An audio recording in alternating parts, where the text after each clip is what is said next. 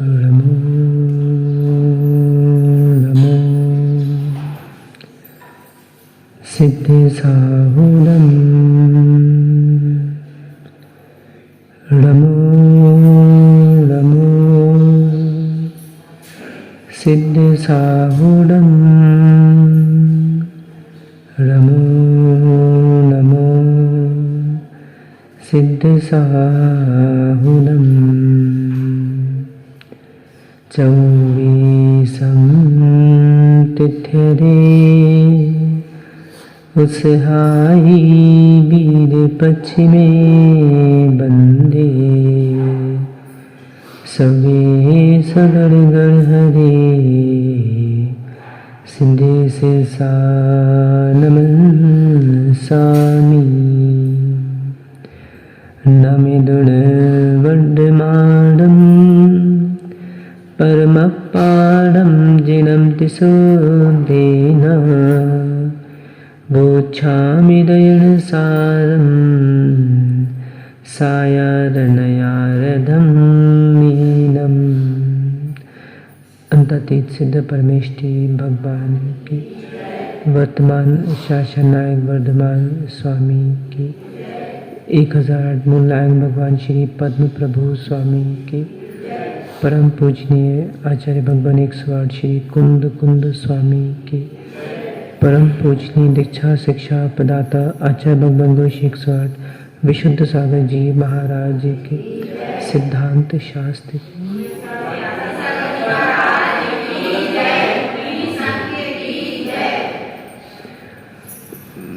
बंधु, हम सभी श्री पद्म प्रभु स्वामी के श्री चरणों में शिव श्री की प्राप्ति के लिए श्री जिन देशना का श्रवण कर रहे हैं। जीवन का कोई सार है तो वह रहनसार है। इसकी प्राप्ति जिसने की है, निर्वाण की प्राप्ति उसने की है। इस धरा पर अनेकानेक जीव हुए जिन्होंने अपना जीवन जीते चले गए, पर उन्होंने खटाई खाना नहीं छोड़ा। वास्तव में एक संसारी प्राणी ये जान रहा है कि मुझे खांसी हो रही है, ठसके आ रहे हैं, और उसके बाद भी वो खटाई खाना नहीं छोड़े। अब उसके साथ क्या करें? यहाँ जो आचार्य कुंद स्वामी 73 नंबर गाथा में कह रहे हैं, कैसी चर्या व्यर्थ है। चर्या सब करना जानते हैं, आज जीना कौन नहीं जान रहा। सब प्राणी, प्रत्येक प्राणी संसार में जी रहा है। सबको पता है ऐसे खाना है, ऐसे जाना है, ऐसे बैठना है, ऐसे चलना है, ऐसा बोलना है, पर ये नहीं पता कि सम्यक क्रिया कैसी है, इसलिए ये विफल हो जाता है।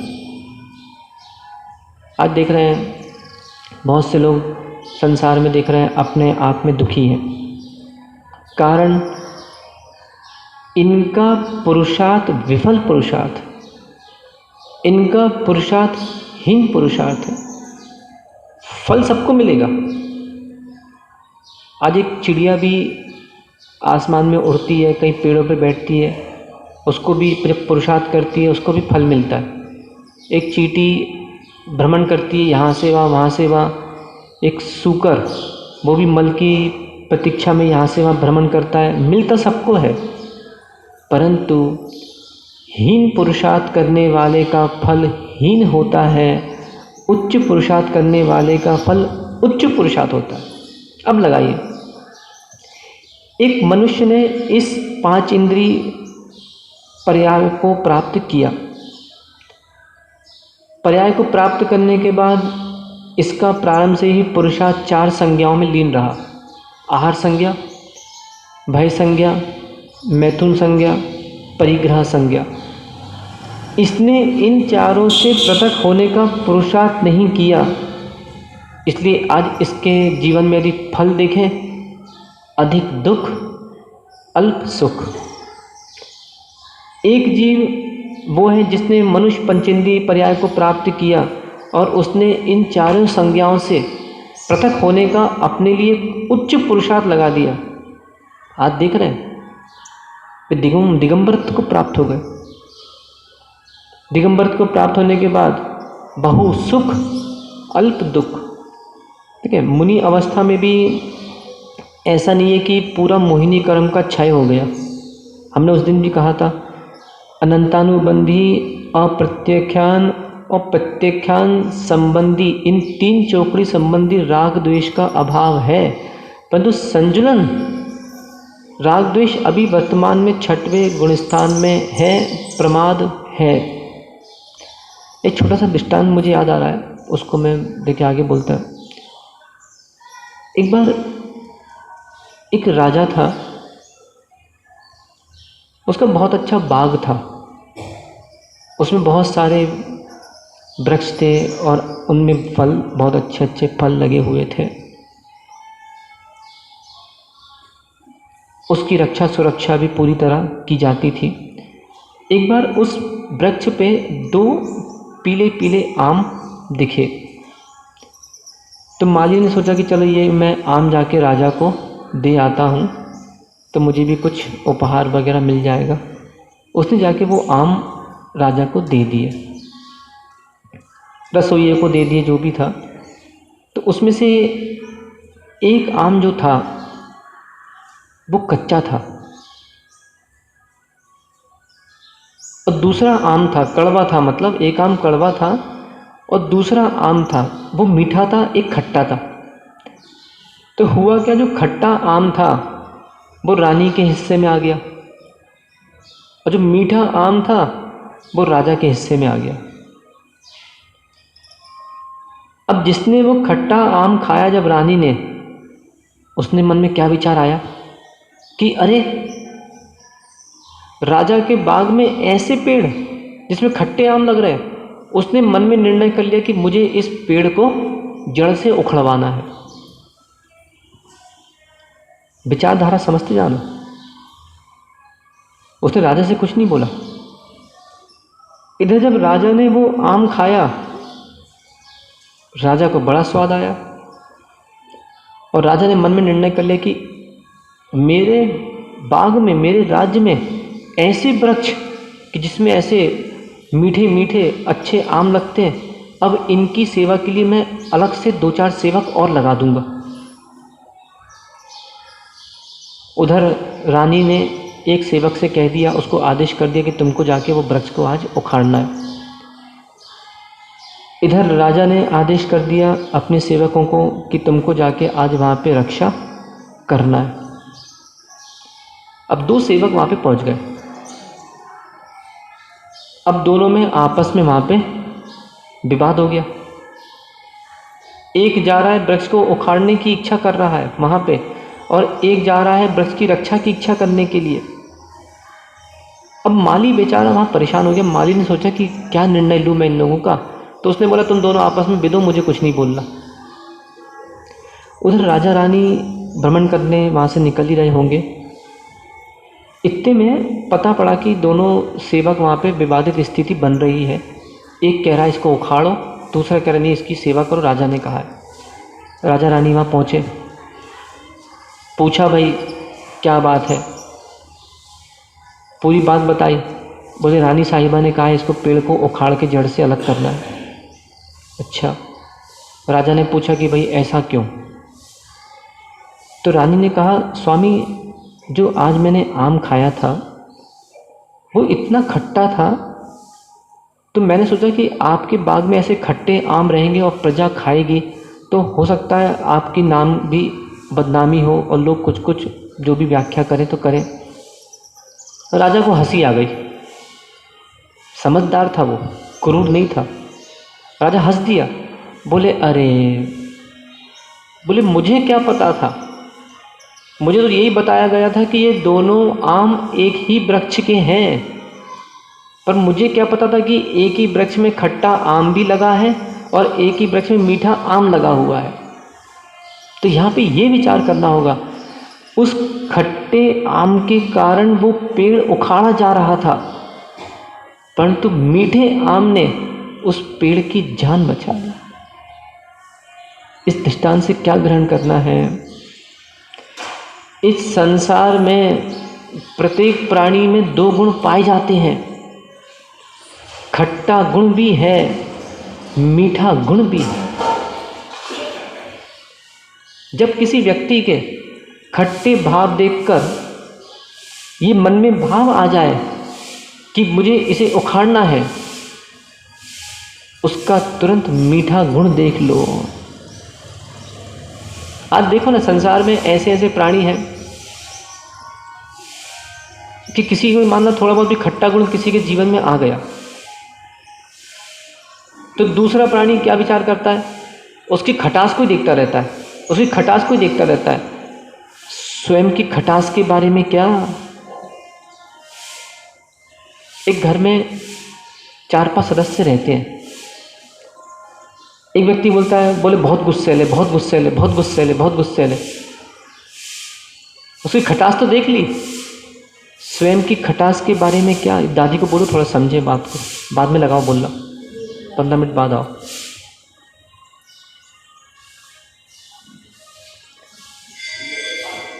विचार करो कि आज प्रत्येक प्राणी दूसरे की खटास को देख रहा है। प्रत्येक प्राणी दूसरे को मारने पे उतारू है। कहता है वो व्यक्ति ऐसा, वो व्यक्ति वैसा, और तुम्हारा रिकॉर्ड खोलेंगे तुम कैसे हो। अपना विचार करो, यदि आज एक व्यक्ति के ऊपर पुराण लिखा जाए तो ऐसे ऐसे पुराण है कि मैं क्या बताऊं। पुराने पुराण खोलो ना, ठीक है, तुम आज 50 साल के हो गए, 50 साल में अपने आप को बहुत शुद्ध मान रहे हो, तुम्हारा 25 साल का रिकॉर्ड क्या है? 25 साल में कैसा था, कैसा चारित्र था, कैसा ज्ञान था, कैसा श्रद्धान था, उसका क्या हुआ? आज विचार करना होगा कि हम बड़े होने के बाद इतनी क्रूरता हमारे अंदर आ जाती है कि हम स्वयं ये बताएं कि हम कैसे थे। इसलिए विचार करो, किसी का खट्टा स्वभाव देख के उसकी जान बचाना है तो उसका मीठा स्वभाव देख लो तो जान बच जाएगी। ये दृष्टांत बहुत बड़ा दृष्टांत है, इस दृष्टांत को हमेशा याद रखना। होता है, चाहे समाज में रहो, चाहे घर में रहो, चाहे मित्रों में रहो, चाहे कहीं भी रहो, कभी कभी घर की बहू अच्छी नहीं लगती कि इसका स्वभाव खट्टा है। तो खट्टा सर्वथा एक व्यक्ति में एक स्वभाव नहीं होता। आज देखते ना, पति पत्नियों की शादी होती है, शादी होने का कुछ दिन तक अच्छा लगता है और फिर आपस में अनबन आदि आ जाती है।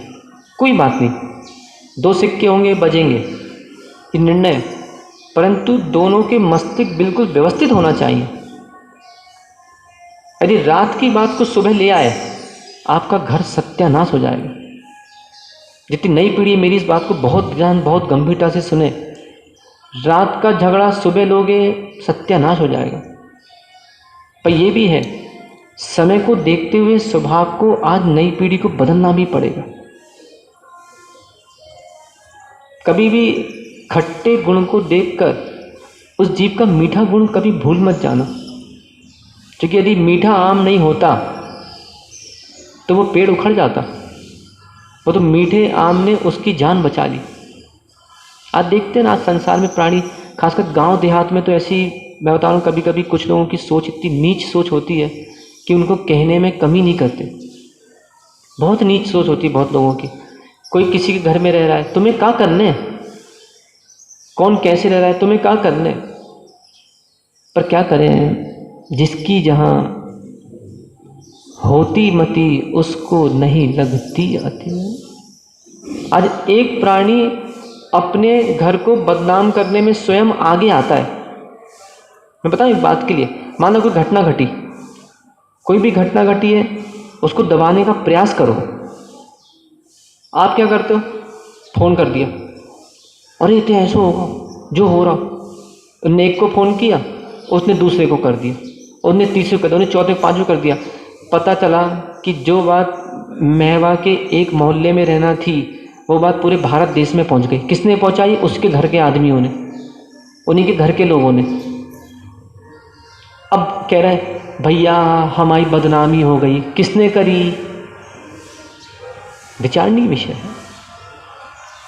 आज एक बैरागी बैराग के मार्ग पे बढ़ता है तो उसके घर वाले फ़ोन करते हैं, कहीं मौसी को फ़ोन करेंगे हमारे लड़का को समझाओ, कहीं मामा को फ़ोन करेंगे हमारे लड़का को समझाओ, कहीं ताऊ को फ़ोन करेंगे हमारे लड़का को समझाओ।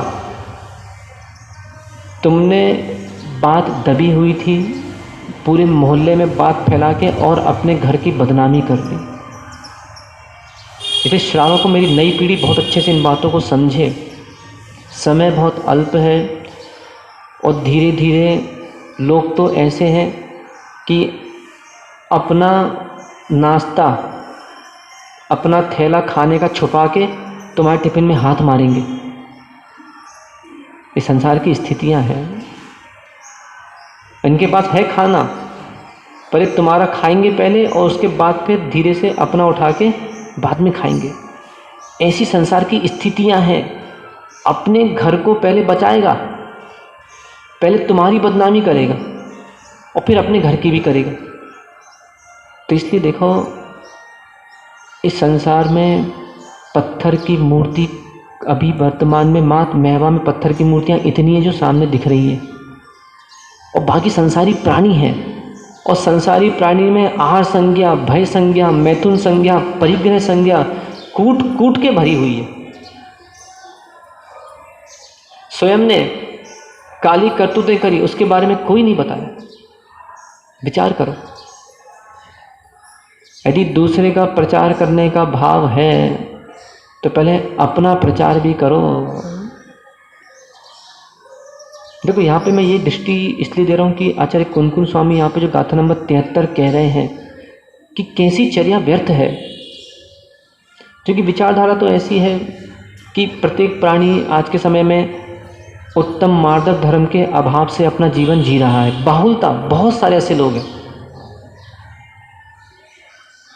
हर व्यक्ति को ऐसा लगता है कि नहीं। अच्छा, कुछ समाज में ऐसे भी लोग हैं जो कि आग में घी डालने का काम करते हैं।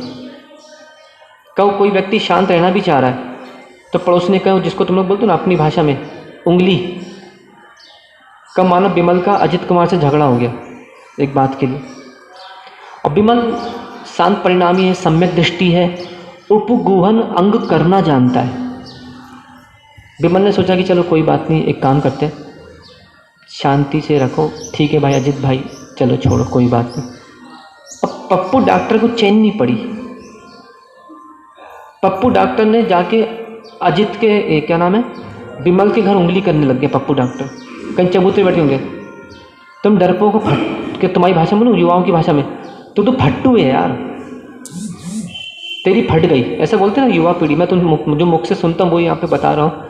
तुम्हारी फट्टू हो, तुम्हारी फटती है, तुम कुछ नहीं कर सकते। और फिर तुम्हारी भाषा में क्या बोलते हैं, हिजड़े हो तुम तो, नपुंसक हो तुम तो, तुम्हारे बस की नहीं है। अब बेचारा जो पानी शांत था, जो पानी स्थिर हो गया था, उस पानी को नीचे से क्या किया उसने, एक काड़ी दे दी, पानी में उबाल आ गया। विचार करो, जितनी घर की माताएं हैं, खासकर मैं माता वर्ग से कह रहा हूँ, कभी भी घर में झगड़े हों, अपने ढक्कन को बंद रखने का प्रयास करो। नहीं तो क्या होगा, पति के पास वैसी हजारों चिंताएं रहती हैं, वो सोचेगा कि चलो भाई अब एक काम करो, शांति का जीवन जियो। तो पता चला कि वो तो अपने घर दुकान से आया और दुकान पे बैठ के वो सारा गम भुला चुका था, सारी चिंताएं भुला चुका था। और जैसे ही वो रात को घर आया, पता चला पत्नी ने एक काड़ी लगा दी, वापस पानी गर्म हो गया। यहाँ जो आचार्य कुनकुन स्वामी कहना चाह रहे हैं कि सम्यक्त बिना रुचि कोई काम की नहीं है। देखिए, तो धर्म परिपेक्ष है, इसके साथ साथ मैं व्यवहार में भी बहुत सी क्रियाएं बताना चाह रहा हूँ। कि कैसे हम माध्यस्थ भाव का जीवन जी सकते हैं, कैसे हम सम्यक दर्शन के 8 अंगों का पालन कर सकते हैं। मात्र एक व्यक्ति में एक गुण को देखोगे तो 100 पर का हिरास होगा। माना मैं साधु हूँ, महवा में आया, ठीक है ना, मैं अपनी बात कर रहा हूँ। मैंने एक दिन सुशील को डांट दिया माना और भगा दिया। अब सुशील क्या करेगा, उसने मात्र मेरा एक प्रचार प्रारंभ कर दिया कि महाराज बहुत गुस्सेल हैं, और गेट के बाहर से उसने पूरा चौमासा निकाल दिया। मेरे खट्टे गुण के साथ साथ मेरा मीठा गुण उसका प्रचार भी करना था। इससे क्या होता, पटरी पे से रेल बाहर नहीं निकलती, बैलेंस बना रहता। पर क्या कर दिया, खटाई का प्रचार और मिठाई का प्रचार नहीं किया। ये शैली अपने को अपने जीवन में नहीं लाना। अभी जीवन बहुत बड़ा है और कैसे माध्यस्थता से अपने को जीवन निकालना है, ये कलाएं श्रावकों को आज सीखना पड़ेंगी। क्योंकि देखो ऐसा है कि यदि एक व्यक्ति सोचे कि मैं कहीं विदेश भाग जाऊं, मैं कहीं देश छोड़ के भाग जाऊं, कहाँ भागोगे? पूरा संसार दुख से भरा हुआ है। आज देखो ना, बहुत सारे हम तो जानते हैं ना, ज़्यादा नहीं, जिला पन्ना, सथनिया, सलेहा, इस तरफ के आसपास के बता रहे हैं, ऐसे लोग जो कि ऐसे स्थानों को छोड़ के बड़े बड़े शहरों में बस गए। अब उनको अपने गांव की याद आती है। बहुत बार ऐसा होता है, बहुत जगह ऐसा भी होता है, जैसे कुछ कन्याएं होती हैं जिनके माता पिता उनको एक धार्मिक घरों में भेजना चाह रहे हैं, पर वो कन्याएं कहीं या तो कोई बड़े घर, कोई बड़े लालच में, पैसों के लालच में कहीं यहाँ भाग गई, कहीं वहाँ भाग गई, कहीं वहाँ शादियाँ कर ली। अब बेचारी उन लड़कियों को फिर अपने घर की याद आती है कि हम इतनी दूर जाके फंस गए, आप जहाँ भेज रहे थे वही अच्छा था। ऐसी स्थितियाँ बन जाती हैं। तो यहाँ क्या कह रहे हैं, यदि श्रद्धा है, विश्वास है, तब क्या कह रहे हैं, तब तो आपकी रुचि काम की है। और यदि आपको श्रद्धा विश्वास नहीं है, आपकी रुचि कोई काम की नहीं है। माना साधु नगर में आए, अब एक व्यक्ति साधु की भक्ति कर रहा है, सुबह जंगल आ गया कि चलो महाराज क्या कहेंगे, तो बेमन से उठ के समाज की लाज रखने के लिए जंगल आ गया। चौका लगाना है, चलो महाराज आए हैं, कहीं इज्जत खराब ना हो जाए, तो चौका लगा लो। चौका लगा लिया। रात को भैयावती में जाना है, अरे महाराज सोचेंगे कि बताओ भीड़ नहीं आई, तो चलो एक काम करो, बेमन से हिलते डुल के रात को भैयावती में आ गया। इसके अंदर सम्यक नहीं है, इसके अंदर विश्वास नहीं है, मात्र रुचि भर दिखा रहा है।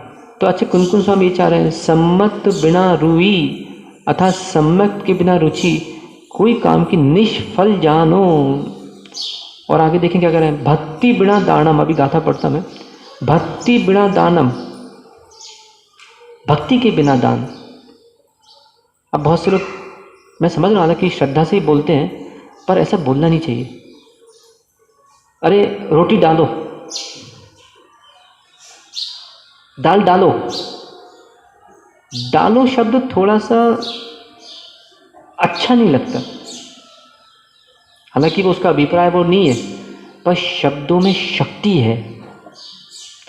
एक शब्द चाहे व्यक्ति को तोड़ दे और एक शब्द चाहे व्यक्ति को जोड़ दे, ये बहुत आवश्यक है। तो मान लो आहार में खड़े महाराज, तो क्या कहना है, दीजिए। अपन लोग ये शब्दों को भूल गए। चलाइए, ये चलाना, चला क्यों नहीं रहा? ये आपकी भक्ति का थोड़ा अभाव सा दिख रहा है। चलाइए, महाराज जी लीजिए ना, लो ना, लेकर नहीं रहे, लो ना। मैं समझ रहा हूं, ये भी समर्पण भाव से व्यक्ति बोला, क्योंकि कोई बिना समर्पण के तो चौका लगा ही नहीं सकता। उसने चौका लगाया, उसके शब्दों में यदि भाषा है तो ये भी एक अपनापन आ रहा है, परंतु कुछ न कुछ शब्दों का सौष्ठव हमको परिवर्तित करना पड़ेगा। इसलिए मैं बोल रहा हूँ बार बार, युवा पीढ़ियों को भी मैं बार बार इसलिए समझा रहा हूँ कि अपने आप में सीखो। कभी मान लो घर की महिलाएं एक्टिव नहीं हैं, कभी महिलाओं को कुछ सिर दर्द है, पेट दर्द है, कोई परेशानियाँ हैं, तो पुरुष काम कर लें। इससे क्या होता है, घर की लाज बच जाती। विमल कुमार, सीखो तुम, विमल अकेले सीखो। कभी नगर में साधु आए तो कभी कोई ना हो, बोलो मेरा चौका तैयार है, उदार बनो। आज अपन उदास हो गए हैं, बहुत सारे संसार में बहुत से प्राणी उदास हो गए हैं। कोई साधु भी आए तो दूसरे के घर फोन करते हैं कि भैया चौका लगा लियो, तुमने इतनी बड़ी कुटिया क्यों बना रखी है, तुम तो मतलब कुल मिला के श्रावक पदवी पे लांछन आ गया कुल मिला के। यदि कोई व्यक्ति कोई नगर में साधु महाराज कोई आए और यदि वो व्यक्ति, जिसको अपन बोलते हैं ना तुम्हारी भाषा में कतराना समझते हो, कतराना, यदि कोई व्यक्ति कतराए और कहे, बेचारी चिड़िया भी क्या करे, उनको पता नहीं कि अभी प्रवचन के समय खेलना नहीं चाहिए, खेल रही है, चलो कोई बात। अब माना साधु नगर में आए और कहीं अब तुम कतरा रहे हो कि अरे हम नहीं कर सकते, तुम कर लो, हमारे यहाँ ये है, तुम कर लो। तो मैं बता रहा हूँ, यदि ऐसा महिलाओं के मन में बात आ रही है तो पुरुष वर्ग होशियार हो जाए, जिद करे। मतलब बच्चों से कह रहा हूँ मैं तो, कि बच्चे भी इस बात में जिद करें कि नहीं, यदि महाराज का आहार नहीं कराया हम खाना नहीं खाएंगे आज। ये जिद तुम्हारी सम्यक है, ऐसा सीखो। जितने बच्चे, इनको मुझे जिद्दी बनाना पड़ेगा आज के समय में, क्योंकि यदि माता पिता अपने कर्तव्यों से हीन हो गए तो उनका स्थितिकरण करने वाला कौन? छोटे बच्चे।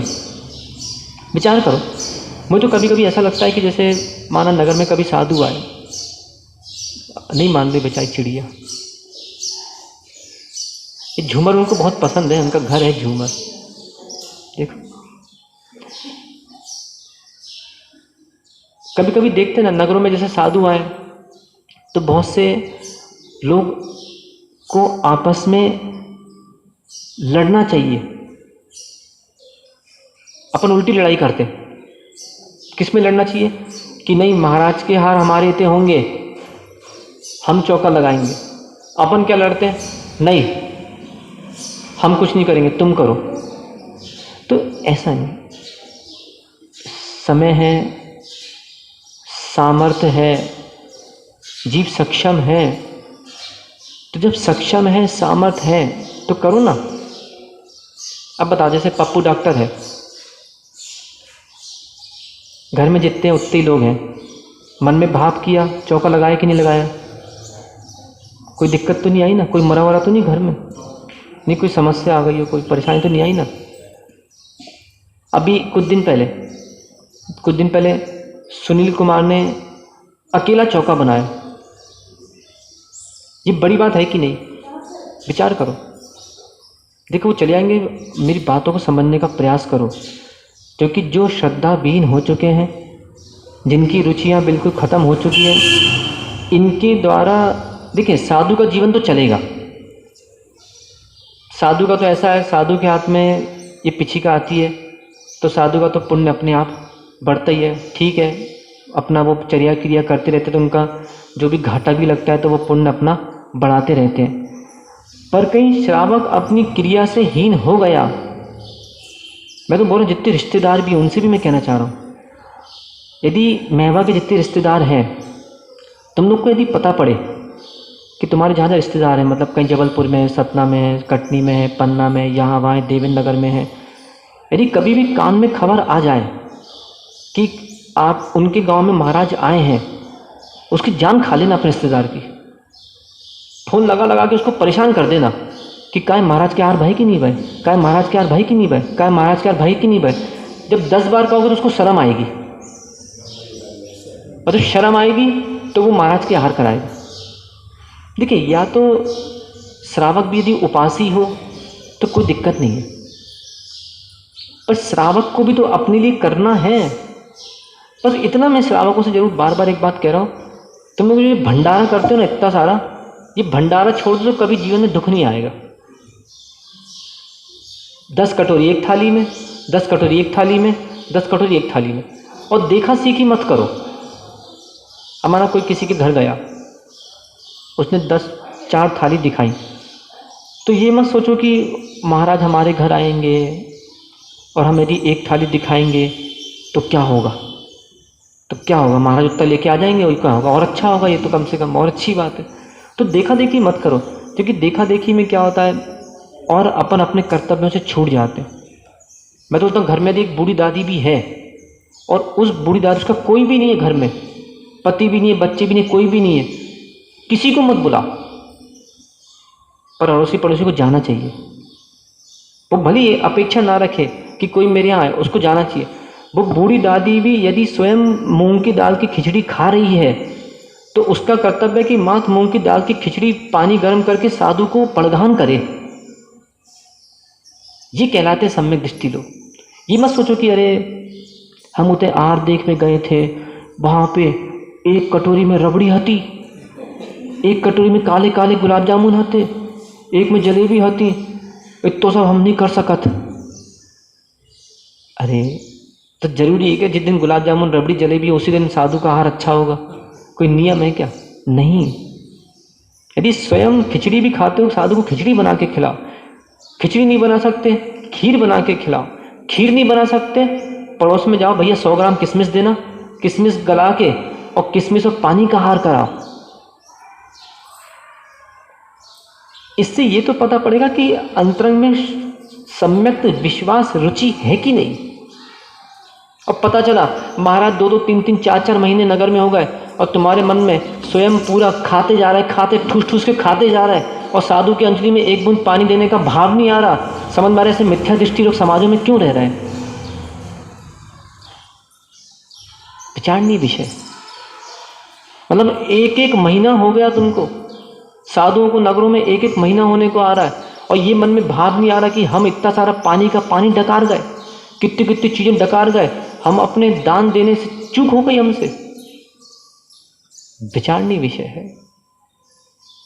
अपने आप में सामायिक करो कि मैं कितना नीच हो गया हूं, कितनी नीच वृत्ति मेरी आ गई कि मैंने खाना सीखा, मैंने खिलाना नहीं सीखा। देखो, चिंता नहीं करना, महवा में साधु आएंगे कोई नगर में, यदि कोई साधु 1 साल भी महवा में रह गए, मुझे पूरा विश्वास है महवा में कुछ, पूरा नहीं बोलता, कुछ कह रहा हूँ मैं, कुछ लोगों में इतना श्रद्धा भक्ति है कि 1 साल तक साधु का नियमित चौका लगेगा, ये मुझे पूरा विश्वास है। परंतु जो लोग आगे नहीं आ रहे, मैं उनसे कहना चाह रहा हूँ, विजय कुमार डरो मत, विमल कुमार डरो मत, सामने जाना, किराने की दुकान है सुशील की, उससे बोलना आधा किलो किशमिश दो, किशमिश गलाना, पानी ये पहुंचा देगा घट्टू, और महाराज का प्रदान करना। अपनी चर्या, जिनके घर में कोई भी नहीं है, वो तरसे तड़पे हैं कि अरे बताओ 1 महीना हो गया और बताओ हमारे घर, हमारे नगर में साधु हैं और हमारे घर में नहीं आए। ऐसे ऐसे मिथ्या दृष्टि शराबी रिश्तेदार आते हैं, हम उनको तो पानी भी पिला देते हैं। ऐसे ऐसे मिथ्या दृष्टि शराबी लोग आते हैं, अंडा मांस खाने वाले, हम उनको भी मीठा खिला देते हैं। पर जो धर्म को पूरे देश में फैला रहे हैं और हमारी इतनी बुद्धि नहीं चली कि हम उनको एक बूंद पानी पिला दें। विचारणीय विषय। एक छोटा दृष्टांत मुझे याद आया। एक दादी थी, अब वो दादी के घर में कुछ भी नहीं था, अकेली रहती थी। मात्र उसके घर में 2 मिट्टी के बर्तन थे। उसने सोचा कि महाराज आए हैं और मुझे महाराज को दान देना है, क्योंकि वो सत श्राविका थी, सम्यक दृष्टि श्राविका थी।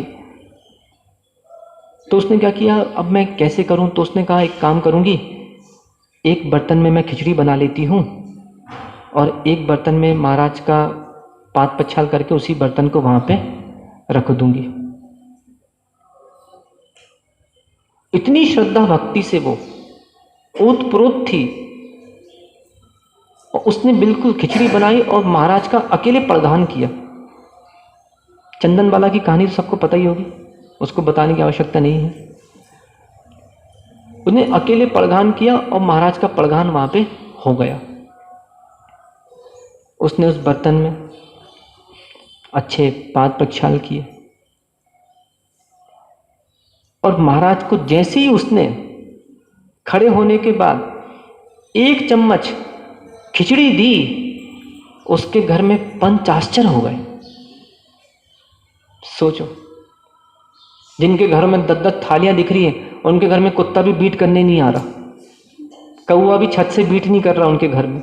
अब वो दादी जिसके घर में कुछ भी नहीं था और एक चम्मच उसने जैसी खिचड़ी दी, पंचाश्चर्य हो गए। वो महाराज रिद्धिधारी थे, चले गए।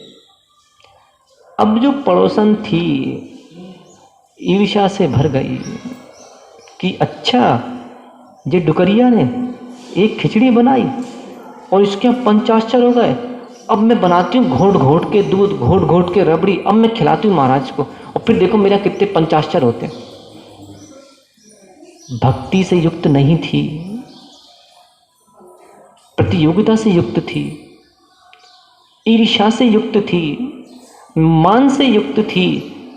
उसने सब कुछ बनाया, महाराज का प्रदान किया, महाराज ने प्रदान दिया और जैसे ही वो सब, भक्ति तो थी नहीं उसके अंदर, शक्ति भरती, ईर्ष्या भरती, उसने क्या किया, पानी हो गया होगा ज़्यादा गर्म और उसने, उसकी दृष्टि कहाँ थी, जैसे होता है ना हमारे यहाँ कभी कभी कुछ लोग फोटो के शौकीन होते हैं, जग ऐसे रखेंगे, फोटो खींचो फोटो खींचो फोटो खींचो। अब पता चला महाराज के अंदर में पानी जा ही नहीं रहा और वो फोटो देख रही, वहाँ देख रही। ऐसे उसने किया। उसने क्या किया, जैसे ही महाराज के पाद प्रक्षाल के लिए पानी डाला और पानी था बहुत गर्म, यहाँ महाराज के पैर जल रहे, वो ऊपर देख रही और जैसे ही महाराज के पैर जले उसके घर में अंगारे बरसने लग गए। क्या था, सामग्री में कोई भेद नहीं था, श्रद्धा थी तो पंच आश्चर्य हो गए और वहां ईर्ष्या थी तो अंगारे बरसने लग गए।